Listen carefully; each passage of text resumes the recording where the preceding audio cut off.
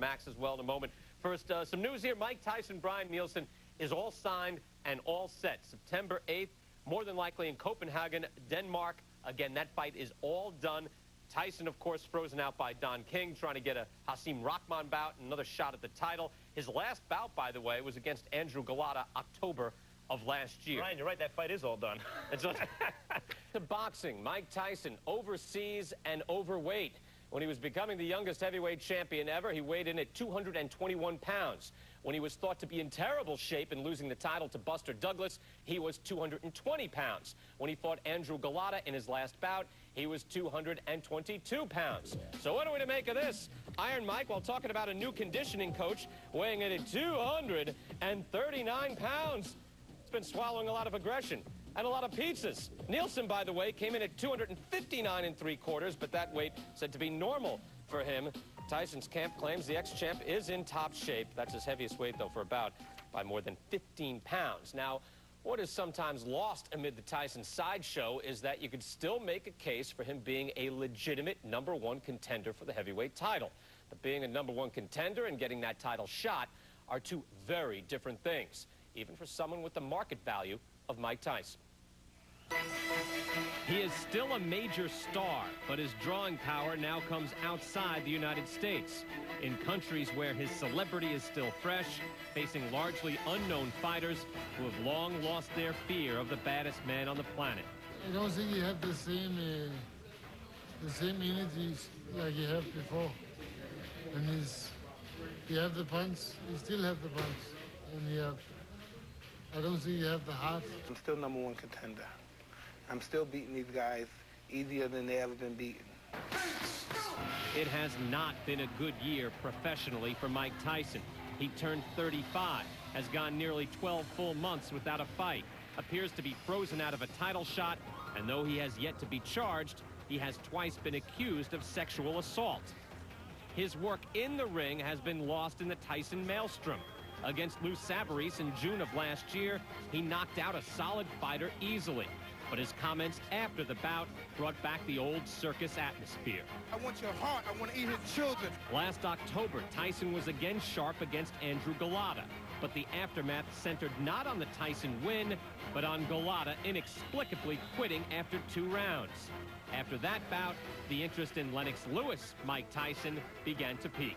It has to happen. If it doesn't happen, it's just be a misjustice of the whole boxing jurisprudence. But rival TV networks held up the fight. And then Hasim Rahman changed everything.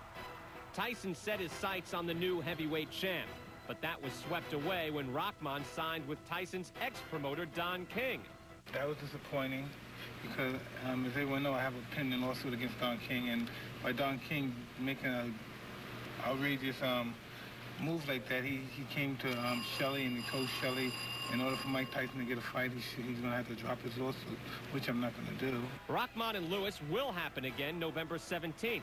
But no matter who wins, Tyson's path to the title is still blocked in many ways. Lewis is still with HBO. Tyson's still Showtime. Rahman will still be promoted by Don King. The ex-champ is older, still undisciplined, but comebacks are his specialty. Don't give up on Mike, because Mike has got a lot of fight in him. Mike Tyson. Unrelenting, unpredictable. Tyson wants to prove he's got what it takes to be a 3-time world champion. Standing in his way is the man with the best record in the heavyweight division. 6'3", 255-pound Brian Nielsen. Who will survive? Tyson versus Nielsen. See it on Showtime this weekend. Showtime, America's #1 boxing network. There's nothing more useless than the weigh-in for a heavyweight title bout or any type of heavyweight bout. They can weigh whatever they like. However, every so often, somebody comes in at a very surprising weight. Tomorrow night, Mike Tyson taking on Brian Nielsen in Denmark. And, well, first, Nielsen coming in. He's coming in at 259. That's normal for him. Iron Mike Tyson, though, coming in at 239 pounds, more than 15 pounds heavier than he's ever been before. I'm just happy and just staying in good condition because I know once I'm in good condition, it's really not that much of a problem. That's been most of my problem since I came out of prison the last time. I've just never been in condition. I've been beating these guys with all brute strength and a lot of intimidation. I've never really been in good condition. I don't think you have the same energy like you have before.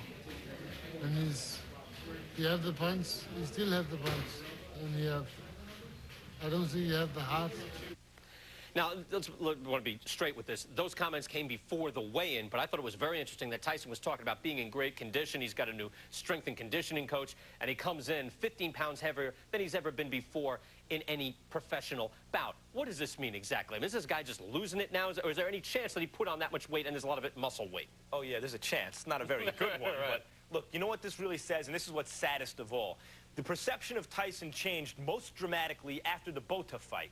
Even after the Douglas fight, even after the Holyfield fight, Mike Tyson would have been the favorite against anyone in the world on any given night. After the Botha fight, for the first time, Tyson would have been the underdog against several fighters. And now, for the very first time in Tyson's career, he's just let it go. The one thing you could always count on Tyson for, even if they said he was out of shape, he wasn't training like he used to, he still came in svelte, he still looked like he was in shape. Never over 223 or 24 pounds, always in the 220-pound range. Suddenly, for the first time in his career, almost 240 pounds, he just let it go. It's as if he's given it up. And Mike, come on, with the conditioning and the strength, you know, I mean, that might work with the mainstream media, but with the boxing people, we know. See, you still probably beat Brian Nielsen, I mean, obviously, but so it won't matter that much. But specifically, specific examples, Buster Douglas blowing up, and he had lost it psychologically. He didn't want the title anymore.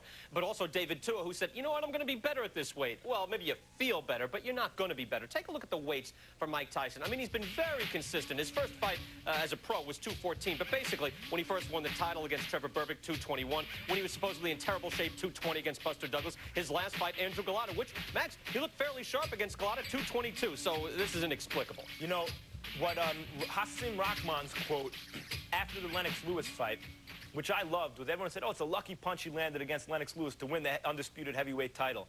Rahman said, luck is being prepared for the opportunity. Well, Brian Nielsen has an opportunity here. Tyson has given him an opportunity. And for that, Tyson should be ashamed, because you should never give another fighter an opportunity. And even though Tyson has done it in the past to certain fighters, taken them lighter than he's taken other fighters, he's never quite done it like this. So let's talk about Brian Nielsen here, because people are asking me all week, too. It's like, is this Peter McNeely? Is this Lou Savarese? Where does he stand in comparison to Lou Savarese, Axel Schultz? Is this like a top 20 guy, a top 30 guy, or does he have no shot even if Tyson is ridiculously out of shape? You can never say he has no shot, especially if Tyson gives him the chance with the weight and doesn't really come in great shape. But no, this is not Axel Schultz, certainly not the Schultz who fought Foreman, not that good. I would not say he's as good as the Savarese who fought Mount Whitaker. But to argue that Nielsen's a top 30, I think you can do it. Top 30, top 40 heavyweight. All right, so Mike Tyson fights Brian Nielsen tomorrow night. We move now. Mike Tyson. Unrelenting, unpredictable. Tyson wants to prove he's got what it takes to be a three-time world champion. Standing in his way is the man with the best record in the heavyweight division. 6'3", 255-pound Brian Nielsen. Who will survive? Tyson versus Nielsen. See it on Showtime this weekend. Showtime, America's #1 boxing network. And we want to remind you that later tonight here on Showtime, it's the resurfacing of the ring of Mike Tyson, who hasn't fought in a year and now steps in against Brian Nielsen of Denmark. Our Steve Albert is in Copenhagen to call the action and lays out the storyline for us now. Hi, everybody. I'm here in Copenhagen, Denmark, where Mike Tyson continues his European tour against 1992 Olympic bronze medalist Brian Nielsen. Now, during the last few days, this fight has caused quite a stir in this usually tranquil city. Take a look. I'm just ready to fight. It's time to fight. I'm tired of training. I feel 100% in shape. I feel great. He's in a lot of trouble, because I'm going to destroy him. I just want to go out to fight with him, not run from him. Saturday night, be there if you want to see Tyson down. What does it take for Brian Nielsen to beat you? Chop off both my arms. It's been a crazy week here in Copenhagen, and it promises to get crazier. So join me and my partner Bobby Ches ringside tonight for Mike Tyson versus Brian Nielsen. Hope you'll join Steve, Bobby, and Jim Gray when Mike Tyson takes on hometown favorite Brian Nielsen in a 10-round heavyweight bout. And WBO super middleweight champion Joe Calzaghe defends his title against Will McIntyre. That's from Copenhagen, Denmark. Later tonight at 10 Eastern and Pacific. Steve, earlier this week, Mike Tyson from Denmark said, "I am in the best shape of my life since leaving prison." How can he be at the top of his game in that he weighed 239 and he hasn't fought in a year? Well, Mike Tyson's been so consistent his whole career with his weight. Even when there's been rumors that he's not in shape, he always weighs 223. I can't understand how 16 pounds added to his weight at his age, when this is a guy who at his best was all about speed. I can't see how 16 pounds, I don't care how much muscle it is, how that's going to help him. I can't see it. Quickly with Nielsen, one loss, been down only once, but he drops his right hand. He's there to be hit. Does Tyson have to just rub out this guy, win explosively to merit what many people are already talking about, a fight with the winner of the Lewis-Rockman rematch? That's what's amazing. If Tyson wins, he'll win explosively. But what's truly amazing is that Tyson's prime was about 13 years ago. And he's one fight away, one win away from another shot at the heavyweight title. He's still the most compelling heavyweight in the world. You can't not watch him, even if he's not at his best anymore. Well, Steve, exactly. Unpredictable behavior from Mike Tyson. You heard what he said. They got to chop my arms off to beat me in this one. And also the fact that he still is the most brutal puncher in boxing. So that's coming up later tonight here on Showtime.